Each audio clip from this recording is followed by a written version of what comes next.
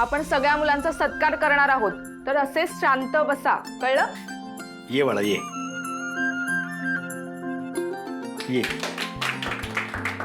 Thank you. बस.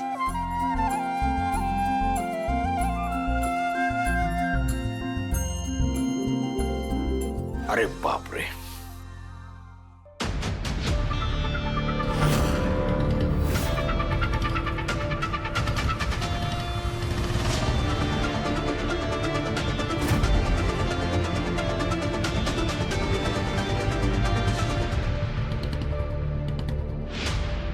तुम्हाला बरं वाटत नाहीये का? मी कामत काकांना फोन करू का? नाही नाही काही गरज नाही.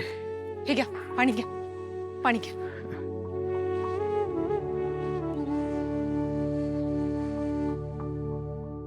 बरं वाटतंय का आता? हा दया काका, काय झालंय? युवराजचा राग अजूनही गेलेला नाहीये ना?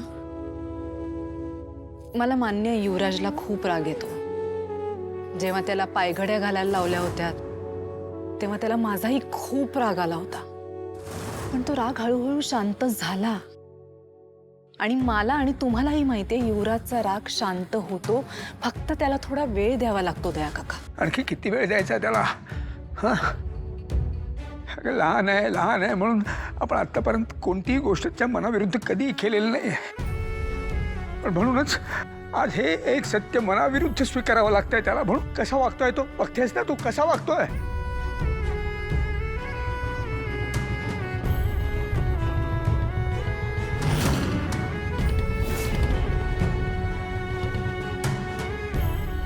मला ते मान्य आहे दया काका, पण त्याला न पटणारी गोष्ट सुद्धा लहान नाहीये ना.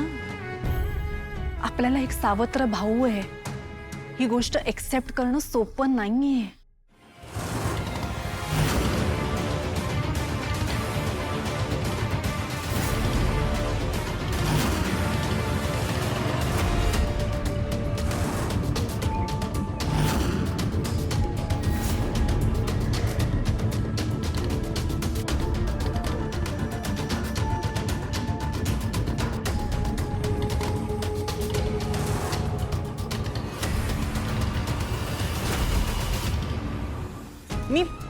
मी युवराजची बाजू अजिबात घेत नाहीये ना, मी त्याला पाठीशी घालतेय.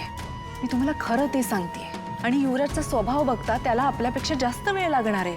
हा, या केदारची काय चूक आहे मला सांग. एवढा राग, ते सुद्धा स्वतःच्या भावावर. नाही, मला मान्य आहे ह्या सगळ्यात केदारची काहीच चूक नाहीये. आणि तुमची काळजी सुद्धा कळते मला. पण दया काका, थोडा वेळ द्या युवराजला. केदार हा आपला भाऊ आहे, हे युवराज एक्सेप्ट करेल, आणि ते सुद्धा लवकरात लवकर. ही भीती नाहीये मला कौशिकी. युवराजला सांभाळून घेण्या एवढा समंजस समजूतदार केदार आहे. पण आता मला जरा वेगळीच काळजी वाटते. कसली काळजी? युवराजचा राग आपल्याला सगळ्यांनाच माहिती आहे कौशिक. रागाच्या भरात त्यांनी असं कुठलंही पाऊल उचलू नये की ज्याची किंमत पण केदारला मोजायला लागेल.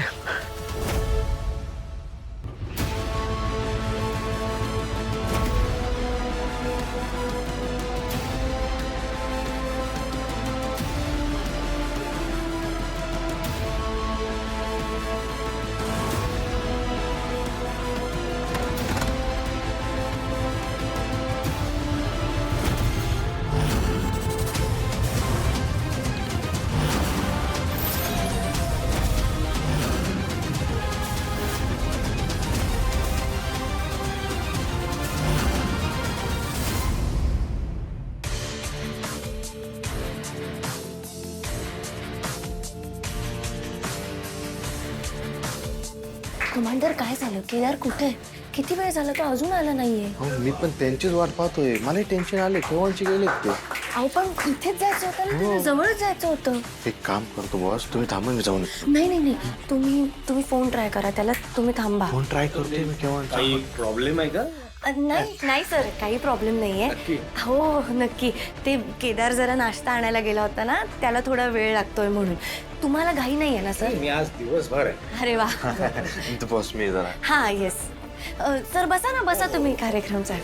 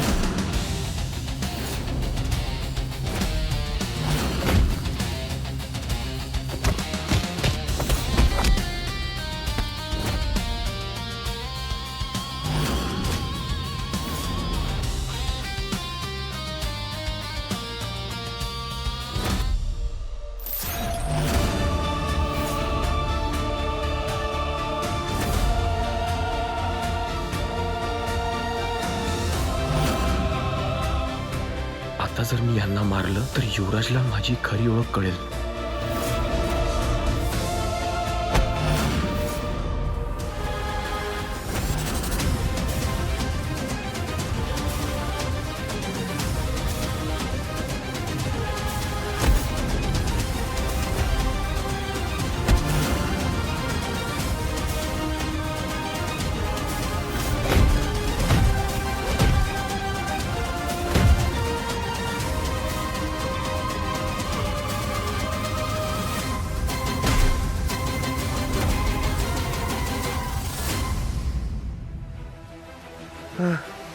प्लीज मला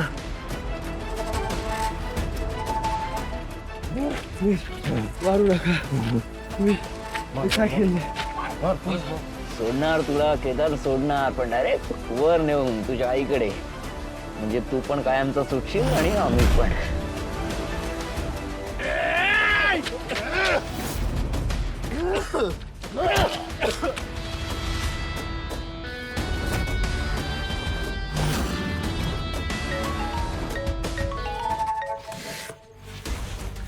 काय सीसीटीव्ही लावलायस काय का माझ्यावर?